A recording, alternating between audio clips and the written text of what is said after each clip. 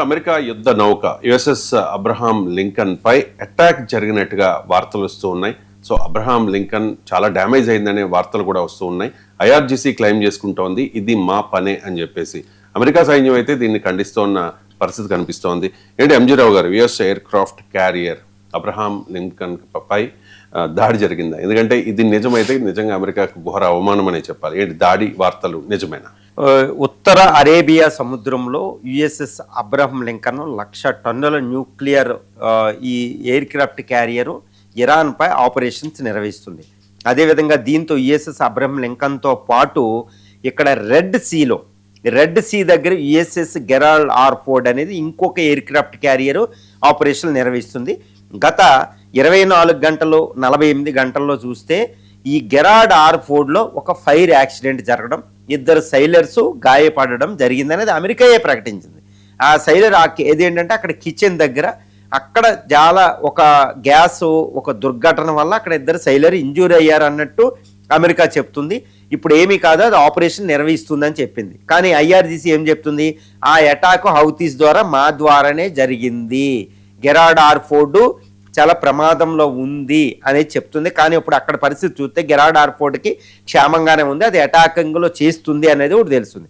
ఇంకా USS Abraham లింకన్తో వస్తే ఇక్కడ ఇరాన్ ఏంటంటే గత కొన్ని రోజులకు కొన్ని మిసైల్స్ కూడా రిలీజ్ చేసింది, దాని మీద మేము అటాక్ చేశామని. ఇక్కడ ఈ యుఎస్ఎస్ అబ్రహం లింకన్ మీద మేము అటాక్ చేశాం, అది ములగడానికి సిద్ధంగా ఉంది అని ఐఆర్జీసీ ప్రకటిస్తుంది.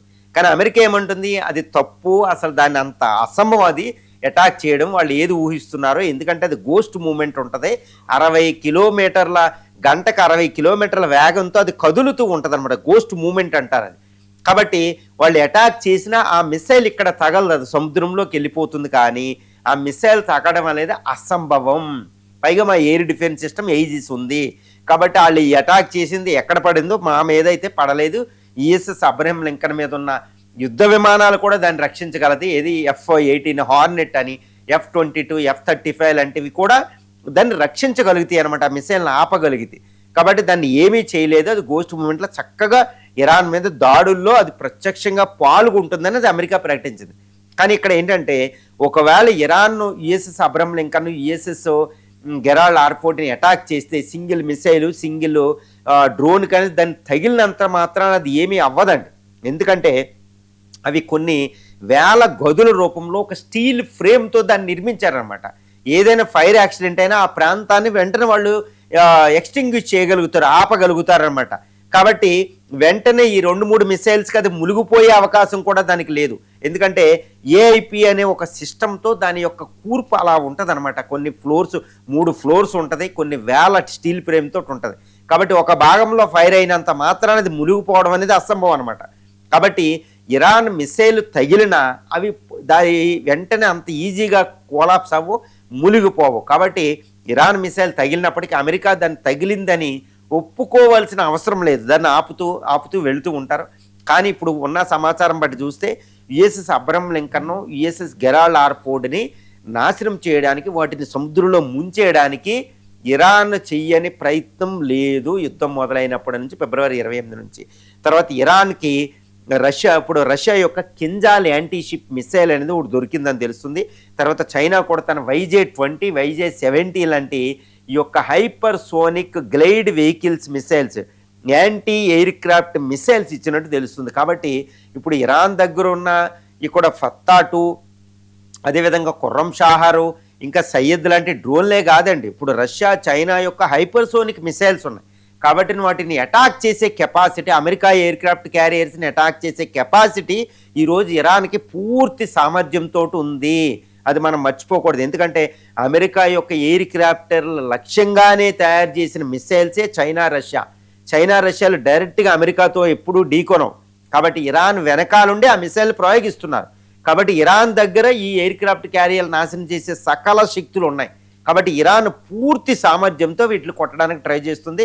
కానీ అమెరికా ఏంటంటే ఎయిర్ డిఫెన్స్ సిస్టమ్ ఎయిజెస్ అనేది ప్రొటెక్ట్ చేస్తుంది. దాన్ని SM-3 అనేది చాలా పవర్ఫుల్, అది విఫలమైనా కానీ అది గోస్ట్ మూమెంట్ అనేది ఒకటి ఉంటుందండి. అంటే ఏంటి? ఎయిర్ క్రాఫ్ట్ క్యారియర్ ఏ క్షణంలో కూడా ఒక సెకండ్కి మించి ఒక ప్లేస్లో ఉండదు. ఎందుకంటే అది మూవ్ అవుతూ ఉంటుంది. 60 కిలోమీటర్ల స్పీడ్తో అది ఒక్క చోట నుంచి జిగ్ చాక్లో మూవ్ అవుతూనే ఉంటుంది. కాబట్టి ఒక లొకేషన్తో అక్కడ నుంచి ఇరాన్ కొడితే ఇరాన్ ఆ మిసైల్ ఇక్కడ చేరుకునేటప్పటికి అక్కడ ఆ ప్లేస్లో ఉండదు. కాబట్టి ఈ విధంగా ఇరాన్ ఫెయిల్ అవుతుంది. మరి ఇది అమెరికా కూడా ఒకటే చెప్తుంది, డిఫెన్స్ ఎక్స్పర్ట్స్ కూడా ఒకటి చెప్తారు. USS Abraham Lincoln, USS Gerald ఆర్ఫోర్డ్ని కొట్టాలి అంటే ఇరాన్ దగ్గర మిసైల్స్ ఉంటే సరిపోదండి. ఒక పూర్తి సాఫిస్టికేటెడ్ మిలిటరీ శాటిలైట్ ఆధ్వర్యంలో ఆ మిసైల్ని ప్రయోగించాలి. అంటే ఇది గోస్ట్ మూమెంట్లో ఎంత వేగంతో కదులుతుంది, ఏ డైరెక్షన్లో వెళ్ళొచ్చు, ఏ డైరెక్షన్లో 360 డైరెక్షన్లో అది ఎక్కడికి వెళ్ళినా ఆ మిసైల్స్ అన్నీ ఒకేసారి ప్రయోగిస్తే ఏదో ఒకటి తగిలే అవకాశం ఉంటుంది. మరి అంత మిలిటరీ టెక్నాలజీ రష్యా ఇప్పుడు ఇరాన్ దగ్గర లేదు. ఒకవేళ చైనా రష్యాలు మిలిటరీ టెక్నాలజీ ఇచ్చినా అంత ఇంటెలిజెంట్ టెక్నాలజీ అయితే వెంటనే అంత సమయాభావంతో ఇవ్వలేవు, లాంగ్ టర్మ్లో ఇస్తాయి. ఒక ఎయిర్ బేస్ ఇక్కడ ఉందని చెప్పగలిగితే ఆ గోస్ట్ మూమెంట్ చెప్పాలంటే ఆ మిలిటరీ శాటిలైట్ డైరెక్ట్గా టెహరాన్లో సెంట్రల్ పెట్టి ఆ మిలిటరీ శాటిలైట్ ఇరాన్ ఆధ్వర్యంలో ఇవ్వాలి. ఇక అప్పుడు డైరెక్ట్గా యుద్ధానికి వచ్చినట్టు, అది అమెరికాకి వాళ్ళు సమర్థించుకోలేదు.